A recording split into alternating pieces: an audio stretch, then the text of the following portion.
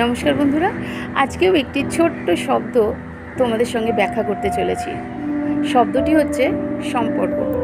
তোমরা খুব ভালো করেই এই শব্দের অর্থ বহন করো।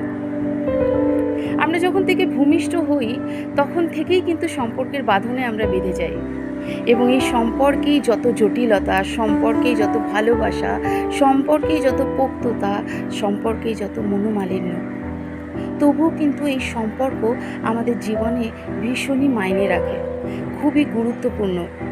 তো আমার মতে এই সম্পর্ককে যদি পোক্ত করতে হয় তাহলে এর সবথেকে বড় উপায় হচ্ছে, যে কোনো সম্পর্কে সবার প্রথমে যেটা প্রয়োজন সেটা হচ্ছে বন্ধুত্ব। সন্তানের সঙ্গে মা বাবার বন্ধুত্ব, তবেই সেখানে সেই সম্পর্কটা ভীষণভাবে পোক্ত হয়ে ওঠে, তাই নয় কি?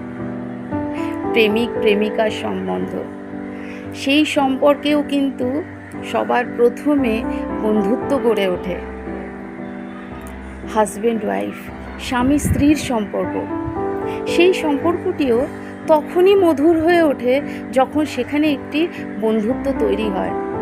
পৃথিবীর যে কোনো সম্পর্কে সবার প্রথম যেটা করা উচিত, আমাদের বন্ধুত্বটাকে আগে পোক্ত করা উচিত। এমন কোনো কিছু, এমন কোনো কথা, এমন কোনো ঘটনা যেখানে আমি আমার সম্বন্ধে বা আমি আমার সম্পর্কে বলতে পারবো না, এমন যেন না হয়, তবেই কিন্তু সেই সম্পর্কটা পোক্ত হবে এবং স্থায়ী হবে। তোমাদের কি মতামত জানাও।